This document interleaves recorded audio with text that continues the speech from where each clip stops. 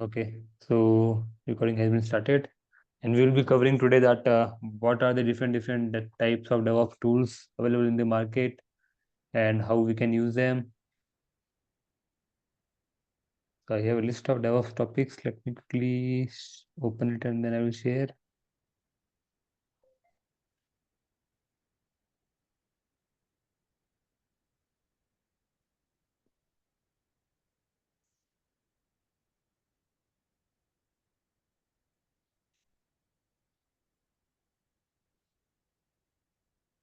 All right. So just let me know, guys, if you are able to see my screen. Yes, you can. Okay. Okay. So yesterday we discussed about DevOps, history, what is DevOps and what is SDLC, how a project looks before DevOps and after DevOps, where DevOps helps, so all these things we have discussed. Today we will be discussing what are the different tools available in the market that makes you a DevOps engineer or that help us to implement a DevOps process. Okay, so that will be the agenda for today. Will be a that session will not take much long time today because we have to only cover these tools. Cover means I will be just theoretically explaining you what is this tool, where it helps, and when our actual training start, then we will be covering these tools and topics one by one in depth.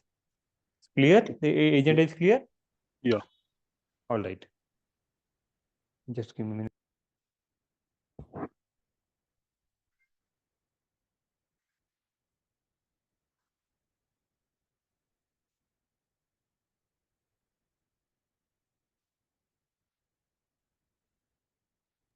Okay.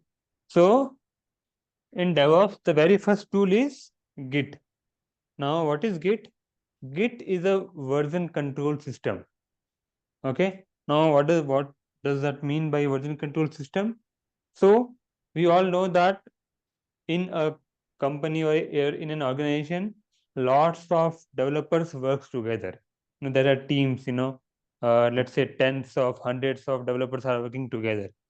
So if you don't use any version control, then combining the code together or getting to know that who is working on which file will be a really headache thing. So उसको overcome करने के लिए we have Git. Now when you heard Git, don't think that Git is equal to GitHub. Okay. Git Git is a system. Git is a software. On top of that, GitHub, Bitbucket, and GitLab has been created. Okay. Yeah. It's like a same thing. If I say car, don't assume that it's a Tata car or it's a Mahindra car. Car is a normal word, right? Anybody can make car. Yeah. So yeah. So more or less, Git help us to version control, and it contains our source code. Okay. Okay. So we have repositories, and in the repositories we put our source code. Now, what are the basic options in GitHub? So repository creation. In short, we call it repo or repo also. So repo or repository both are same. So first we create repository, then we clone the repository, then we write our code into that, and then we push it. Okay, push means your code is sent to GitHub Central server, not in the local. So when once you do that, that also enable us to work globally. Now assume a situation. Let's say I am in Bangalore and you guys are, let's say, in Rajasthan somewhere. So if we have to work together, we cannot work in our local system because whatever I am working in my laptop, you cannot see. And whatever you are working in your laptop, I cannot see. So we Yeah. need a central server. So I will work in my local system, but after working, I will push to GitHub. So you have that repository URL, so you can see, okay, what I have worked, which file I have worked. So you will work on something else, or you will work where I have left. Okay. So Yeah. that allows dev collaborations as well. And the Git also has a thing called branches. No need to worry about it because when we go to Git, we will learn about it. And webhooks. Don't worry. So Git is a version control system, and as a DevOps engineer, we should know basic operations of Git. Yeah. Okay.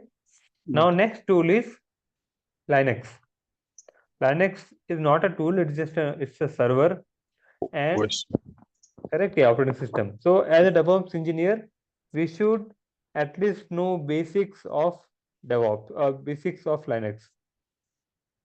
So Linux is an operating system, and everybody knows how to work on Windows, but nobody uses Windows as a server. So 99% of all of the applications today you are seeing, the working Flipkart, Amazon, Myntra, Netflix, Prime Video, all of the applications they have been deployed on Linux servers.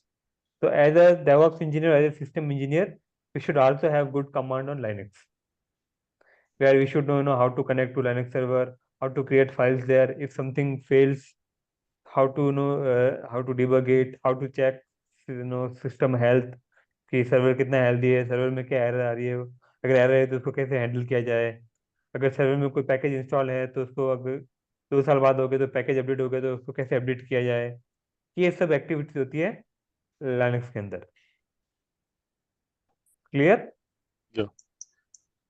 फिर Linux में एक shell scripting भी होती है कि या तो हम लोग जैसे कि मुझे एक काम करना है कि मेरे को एक फाइल बनानी है, फिर उस फाइल को ओपन करना है, उसके अंदर कुछ कंटेंट लिखना है, फिर फाइल को सेव करना है, फिर फाइल की परमिशन चेंज करनी है, ये सब काम करने हैं। तो इसमें अगर मैं 1 बाय 1 करूंगा तो मेरे को 5-7 कमांड लगेगी। पहले मैं फाइल क्रिएट करूंगा टच कमांड से, फिर मैं कैट कमांड से या फिर इको कमांड से उसके अंदर कुछ कंटेंट ऐड करूंगा, ch मोड से परमिशन चेंज करूंगा। तो और अगर ये काम मुझे 1000 बार करना है 1000 सर्वर में, तो मुझे 1000 × 6 6000 बार कमांड लिखनी पड़ेगी। इंस्टेड मैं शेल स्क्रिप्ट यूज कर सकता हूँ। शेल स्क्रिप्ट में मैं सारी कमांड को एक फाइल में लिख दूंगा, तो इस फाइल को मैं जहां भी रन करूंगा वो सारे स्टेप्स ऑटोमेटिक रन होंगे। Clear? Yeah. So we will also be covering Linux and shell scripting. अब इसके बाद हमारा मेन डेवऑप्स का टूल आता है जेनकिंस, CI/CD।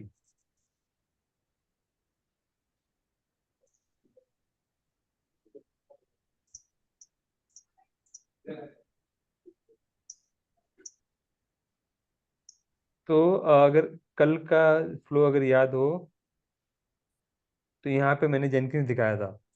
ये होता है जेनकिंस। जेनकिंस एक सॉफ्टवेयर होता है, एक यूआई वाला सॉफ्टवेयर, जिसमें हम लोग पाइपलाइंस क्रिएट करते हैं या फिर ऑटोमेशन क्रिएट करते हैं। और जेनकिंस से सारे के सारे डेवऑप्स टूल कनेक्ट हो सकते हैं, GitHub, Docker, Kubernetes, AWS, Terraform, सब कुछ। तो मतलब जेनकिंस डेवऑप्स का वो CI/CD टूल है जहाँ पे सारे डेवऑप्स के टूल आपस में जुड़ के काम करते हैं।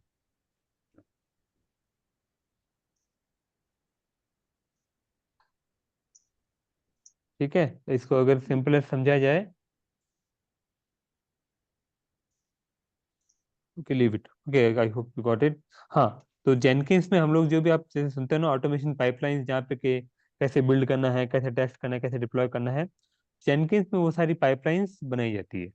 तो you Yeah. Can assume that Jenkins is DevOps का मेन टूल।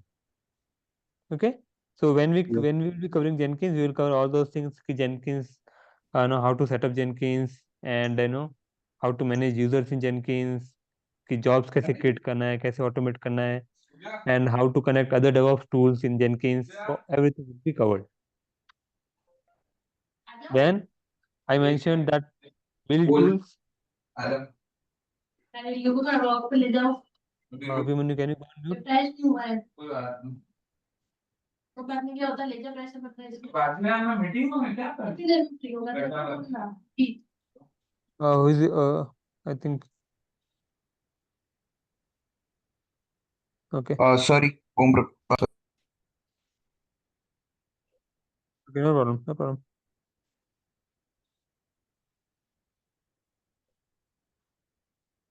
ठीक है, so then we will learn a build tool. Okay, maybe Maven we will pick here. So as I mentioned yesterday, that developer writes the code, and as a DevOps engineer, you need to build, compile and test the code. So code को build करने के लिए एक tool चाहिए होता है। तो जावा के लिए वो टूल होता है मैवन। अलग अलग लैंग्वेज के अलग अलग टूल्स होते हैं। ओके, जावा के लिए होता है मैवन, और डॉट नेट के लिए, डॉट नेट सी शार्प के लिए होता है एम एस बिल्ड। पाइथन के लिए कुछ नहीं होता, पाइथन इंटरप्रेटर लैंग्वेज है, एटसेट्रा। सो विल कवर कि भाई एक सैंपल हम लोग जावा की एप्लीकेशन लेंगे और उसको मैवन के थ्रू बिल्ड करके उसका पैकेज बनने की ट्राई करेंगे। ठीक है, then we Yeah. Will learn about SonarQube. SonarQube क्या है? सोनार क्यूब एक कोड क्वालिटी टूल है ना, जो कोड की क्वालिटी चेक करता है। फॉर एग्जाम्पल, कोड तो बहुत सारे लोग लिख रहे होते हैं आपस में नो, तो उन्होंने 1000 लाइन का कोड लिख दिया, 2000 लाइन का कोड लिख दिया। बट लेट्स से उन्होंने कोड के अंदर कुछ ऐसे इश्यू छोड़ दिए, किसी ने बहुत सारे कमेंट करके छोड़ दिए, और कुछ छोटा मोटा सेमीकोलन लगाना भूल गया, तो वो सब चीज़ें बाद में दिक्कत करती है। तो उसके लिए हम लोग कि भाई कोड डिप्लॉय होने से पहले कोड को स्कैन करते हैं, कुछ इश्यू तो नहीं है इसमें। अगर वो कोड को मैनुअली स्कैन किया जाए, जैसे अगर मैं एक आदमी को बैठा हूँ कि भाई तू सारे कोड चेक कर कि इसमें कहीं पे सेमीकोलन छूटा हुआ तो नहीं है, कहीं पे लाइन छोड़ी हुई तो नहीं है, कहीं पे कुछ और इशू नहीं है, तो वो बहुत ज़्यादा टाइम लगेगा। तो इसके लिए एक ऑटोमेटेड टूल आता है सोनार क्यूब। वो हमारे कोड को पूरा स्कैन करता है और उनको बताता है कि आपने यहाँ पे गलती की है कोड, जिसको बाद में ठीक किया जा सकता है। तो हम लोग इसको भी हमें पाइपलाइन में इंटीग्रेट करेंगे। तो जैसे ही डेवलपर अपना कोड पुश करेगा, तो फिर जेनकिंस कोड को लेगा और जेनकिंस बिल्ड करेगा, और जेनकिंस सोनार क्यूब के साथ चेक करेगा कि हाँ भाई सब कुछ सही है कि नहीं इसमें। और कुछ भी अगर गलत हुआ तो पाइपलाइन वहीं पर स्टॉप हो जाएगी, और सब कुछ सही रहा तो पाइपलाइन आगे चली जाएगी। क्लियर? Yeah. ओके। तो अब जब हम लोग कोड को बिल्ड करेंगे, तो बिल्ड करने के बाद में एक है ना आर्टिफैक्ट जनरेट होगा। तो उस आर्टिफैक्ट को स्टोर करने के लिए आर्टिफैक्ट स्टोरी होती है, आर्टिफैक्ट स्टोरेज होता है। तो will be using JFrog।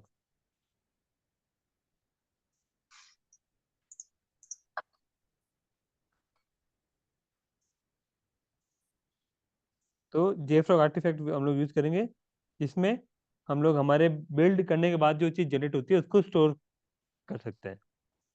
Okay. Clear यहाँ तक? Yeah. अब नेक्स्ट होता है हाँ कि हम लोग ये लाइक जब भी हम ये टूल पढ़ रहे होंगे, तो हम लोग पहले इनका बेसिक पढ़ेंगे कि भाई ये टूल क्या है, जेनकिंस क्या है, पहले थ्योरी कवर करेंगे, और फिर उसके हैंड्स ऑन करेंगे। ओके, तो सिमिलरली यहाँ पर हम लोग पहले चेक करेंगे भाई आर्टिफैक्ट जेफ्रॉग स्टोरेज, जेफ्रॉग आर्टिफैक्ट होता क्या है, उसको कैसे इंटीग्रेट करते हैं जेनकिंस के साथ में, और कैसे हमारे बनाए हुए बिल्ड आर्टिफैक्ट को जेफ्रॉग आर्टिफैक्ट में पुश करना है। Okay. ठीक है। Yeah.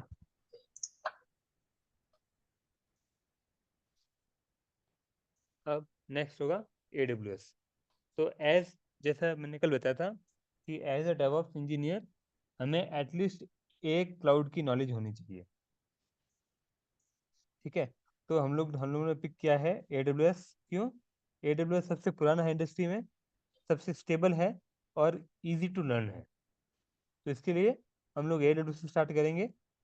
AWS से पहले हम लोग सब कुछ लर्न करेंगे कि भाई क्लाउड क्या होता है, ऑन प्रेमिसेस क्या होता है, दोनों में क्या डिफरेंस है, क्यों लोग आजकल ऑन प्रेमिसेस से क्लाउड पे जा रहे हैं। We'll answer all these questions and then we'll move forward to AWS. Okay? और AWS में बहुत सारी सर्विसेज होती है, अराउंड 300 सर्विसेज होती है, बट सारी जानने की जरूरत नहीं है। We will be working on few services like IAM, EC2, don't worry, इनके फुल फॉर्म वगैरह वो सब when we will cover AWS and we will cover S3, load balancer, RDS, DynamoDB, Lambda कुछ यहाँ पे नहीं है। तो मोर और लेस हम लोग 14 to 15 सर्विसेज पे काम करेंगे। बीच बीच में Go ahead. आपकी वॉइस बहुत लो हो जाती है। सबके साथ ऐसा हो रहा है, इवन अभय, हर्ष? नहीं. नहीं? No. तो मेरे पास I think it's maybe your network issue और मे बी योर ईयरफोन और headphone issue. Okay, yeah so we'll cover all these services as part of our cloud learning. Cloud cloud itself is a big topic, because आजकल industry में क्या होता है कि cloud engineer एक अलग होता है और डेवऑप्स इंजीनियर अलग होता है, बट स्टिल क्लाउड और डेवऑप्स को एक साथ देखा जाता है। तो that's why we will be covering AWS here. अब इससे होगा क्या, अगर आपको AWS में ये बेसिक बेसिक सर्विस आ गई तो आप बाकी सर्विसेज अगर जरूरत पड़ती है तो एक्सप्लोर कर पाएंगे। और कल को आपको किसी और क्लाउड प्रोवाइडर पे काम करना पड़ गया, जैसे Azure पे या फिर GCP पे, तो वहाँ पे भी आपको स्विच करने में कुछ ज़्यादा दिक्कत नहीं होगी। It's like same thing. Let's say you guys know how to no, जैसे तुम्हें सबको पता है कि भाई होंडा की बाइक कैसे चलानी है। तो अगर मैं किसी को अपाची की बाइक दे दूँ तो वो खरीदते ही पूछेगा हाँ अभी इसमें गियर आगे लगते हैं कि पीछे लगते हैं। वो इतने चीज़ लगेगा और वो बाइक भी चला पाएगा। BMW की बाइक पे तो वो भी चला पाएगा। तो मतलब बाइक बाइक चलाना आना चाहिए, मेन बात, वो किसी भी कंपनी की हो, दैट डजंट मैटर। सिमिलरली यहाँ पे क्लाउड आना चाहिए। तो ये बाकी जो क्लाउड है Azure और GCP, उनमें कोई दिक्कत नहीं होगी। जैसे आप में से किस किस को प्रोग्रामिंग लैंग्वेज का थोड़ा बहुत आइडिया है?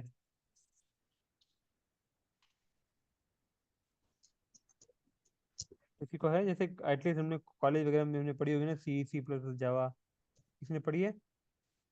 सी पढ़ी थी बीटेक में, वो कोई मतलब यूज नहीं किया। हाँ ओके ओके, सी पढ़ी थी बीटेक में, राइट। तो जैसे हमने सी में वो सारे लूप वगैरह होते हैं, प्रोग्रामिंग एरे एरे बनते हैं, स्ट्रिंग बनती है, राइट। यस। तो जिसे अगर सी में प्रोग्रामिंग करनी आती है, उसके लिए पाइथन में भी कुछ नया नहीं है, क्योंकि पाइथन में भी वही सेम चीज़ होती है, वेरिएबल्स होते हैं, लूप होती है। तो जिसे सी में अच्छे से प्रोग्राम करनी आती है, उसको पाइथन में भी अच्छे से प्रोग्राम करनी आ जाएगी। तो सिमिलरली मैं यहाँ पे कहना ये चाहता हूँ कि अगर हमको AWS आता है, तो हम बाकी सब क्लाउड में जाने में भी हमको दिक्कत नहीं होगी।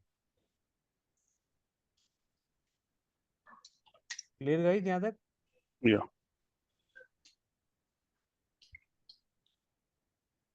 ठीक है। तो उसके बाद अब जब क्लाउड में हम लोग काम करते हैं, तो क्लाउड में दो तीन तरीके से काम होता है। पहला तरीका कि आपको अगर कुछ भी बनाना है क्लाउड में, तो आप मैन्युअली बना सकते हो। मतलब आप क्लाउड में लॉगिन करोगे और वहाँ पे आपने सर्वर बनाया, आपने वहाँ पे बकेट बनाई, नेटवर्क बनाया, सब कंसोल से बनाया। कंसोल से मतलब ग्राफिकली, ठीक है। मतलब वहाँ पे बटन होंगे कि क्रिएट सर्वर, आपने क्रिएट सर्वर पे क्लिक किया, फिर सर्वर का नाम डाला, अपनी अपनी रैम वगैरह चूज की और क्रिएट किया और आपका सर्वर बन गया। तो हो गया पहला तरीका, इसे बोलते हैं मैनुअल वे। अब आजकल क्या होता है कि हम लोग यूजुअली कंपनीज में मैनुअली काम नहीं करते। हम लोग मैनुअली काम नहीं करते, इंस्टेड हम लोग ऑटोमेशन यूज करते हैं। और ऑटोमेशन में कि हाँ, हमको अगर सर्वर क्रिएट करना है तो हम लोग ऑटोमेशन के थ्रू करेंगे। तो क्लाउड को ऑटोमेट करने का एक टूल होता है टेराफॉर्म। टेराफॉर्म से क्या होता है कि हमको जो भी चीज़ चाहिए कि हाँ भाई मुझे एक सर्वर चाहिए, मुझे एक नेटवर्क चाहिए, हम वो एक फाइल में लिखेंगे कि हाँ आई नीड अ सर्वर। मतलब एग्जैक्टली ऐसे नहीं लिखेंगे, बट उसका एक तरीका होता है लिखने का। तो एक फाइल, एक कॉन्फ़िगरेशन फाइल में सारी स्पेसिफिकेशन बता दो, और हम लोग फिर टेराफॉर्म की कमांड रन करेंगे, और वो सब चीज़ें ऑटोमेटिकली हमारे AWS में क्रिएट हो जाएगी। ठीक है। तो आजकल के डेवऑप्स इंजीनियर को टेराफॉर्म भी आना जरूरी होता है, क्योंकि कोई भी कंपनी आपको अलाउ नहीं करेगी कि आप कंसोल पे जाके चीज़ें बनाओ।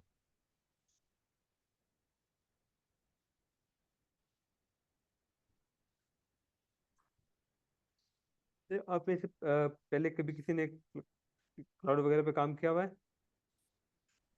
यस। ओके, तो मतलब EC2 वगैरह बनाया होगा, राइट? यस। हाँ, तो सिंपली बनाया होगा, आपने ऐसे क्लाउड में लॉगिन किया, फिर EC2 सर्विस में गए, वहाँ पे क्रिएट इंस्टेंस किया और वो सब डाल डाल के बनाते, राइट? यस। हाँ, तो वो हो गया मैनुअल वे। हम लोग वो भी कवर करेंगे मैनुअल वे से कैसे होता है, प्लस हम लोग टेराफॉर्म से भी करेंगे। हम लोग कोड लिखेंगे टेराफॉर्म का, और जैसे ही उसको रन करेंगे तो आप देखोगे कि AWS पे सर्वर ऑटोमेटिकली बन गया। क्लियर? या ओके। उसके बाद हम जाएंगे कंटेनर्स पे, क्योंकि ये भी आजकल हॉट टॉपिक है। डॉकर और क्यूबरनेटिस, मतलब आजकल जो भी एप्लीकेशन डिप्लॉय होती है वो नॉर्मली सर्वर पे डिप्लॉय ना होके कंटेनर्स में डिप्लॉय होती है। ठीक है। अब या कंटेनर्स को अगर मैं सिंपल भाषा में समझाऊं, तो फायदा क्या होता है, आपने सब लोगों ने वो पानी वाली बड़ी बड़ी शिप्स देखी होगी, राइट? या देखिए ना बड़ी वाली शिप, वो बड़ी शिप पे क्या या होता है कि बहुत सारे लोहे के कंटेनर होते हैं, लोहे के बॉक्सेस होते हैं, राइट? फिर उनमें सामान एक कंट्री से दूसरी कंट्री जाता है, करेक्ट? या तो उन कंटेनर की खासियत क्या है? किसी कंटेनर में सपोज करो न पड़े हैं जूते, किसी कंटेनर में सपोज करो कुछ दाल वगैरह पड़ी है, किसी कंटेनर में शक्कर वगैरह पड़ी है, किसी कंटेनर में लैपटॉप और ये सब पड़े हैं, किसी कंटेनर में बाइक्स वगैरह पड़ी है, ऐसे ही होता है। हम्म, हाँ, बट अब कंटेनर में क्या होता है, भले ही किसी भी कंटेनर में कुछ भी पड़ा हो, उसके बाजू वाले कंटेनर को उससे कोई मतलब नहीं है, क्योंकि उसकी एक अलग ही दुनिया है अंदर, करेक्ट? हाँ, मतलब इवन दो अगर मैं जैसे सपोज करो दो कंटेनर जा रहे हैं, एक कंटेनर में पड़ा है पेट्रोल और एक एक कंटेनर में सपोज करो माचिस पड़ी है, ऑल दो ये तो बहुत रिस्की सिनेरियो है, ऐसा नहीं होता, बट स्टिल मेरे कहने का मतलब ये है कि कंटेनर आपको बाहरी अदर चीज़ों से आइसोलेशन प्रोवाइड करते हैं। मतलब जो चीज़ कंटेनर में है उसके लिए वही दुनिया है, बाहर बाकी बाहर वाली चीज़ों से उसको कोई मतलब नहीं है, करेक्ट? या सेम थिंग लाइक सपोज करो अगर दो कंटेनर जा रहे हैं, एक कंटेनर में मैं बैठा हूँ, एक कंटेनर में आप बैठो हो, तो हम और आप और मैं कभी आपस में बात ही नहीं कर सकते।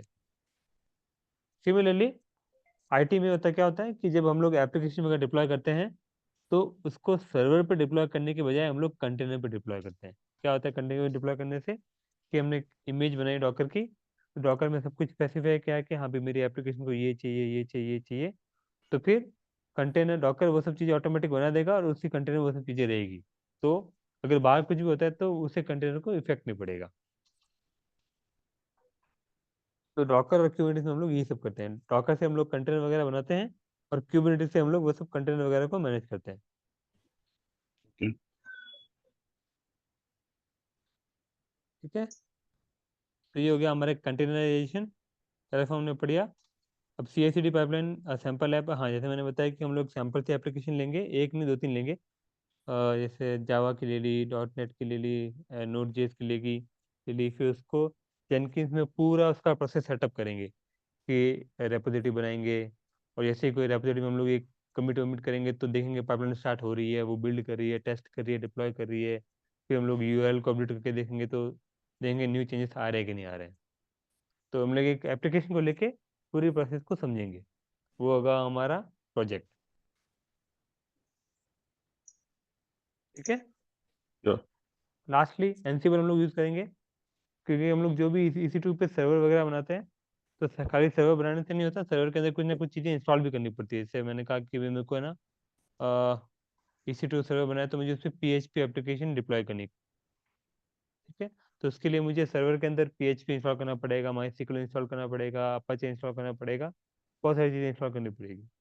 और सपोज करो मुझे ऐसे ऐसे हजार हजार सर्वर बनाने हैं, हजार सर्वर के पहले मैं बनाऊँ, फिर उन सब के अंदर एक एक करके चीज़ें इंस्टॉल करूँ, तो बहुत टाइम लगेगा। इंस्टेड एनसिबल हमको वो सब चीज़ें ऑटोमेट करने देता है। तो हम लोग एक कोड में वो सब लिख सकते हैं कि हाँ भी मुझे मेरे सर्वर में क्या क्या चीज़ें चाहिए, कि मुझे MySQL चाहिए, मुझे HTTP चाहिए, मुझे ये चाहिए, मुझे वो चाहिए, सब कुछ चाहिए। वो करने के बाद जैसे ही हम लोग सारे सर्वर को ये वो स्क्रिप्ट को रन करेंगे, तो वो सब चीज़ें उन सब सर्वर्स पे इंस्टॉल हो जाएगी। Okay, okay,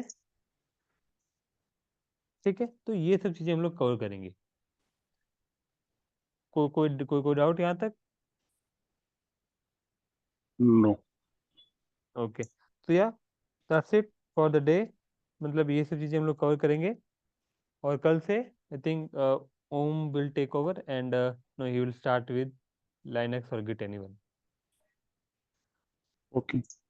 Yeah, that's all. Any question for today?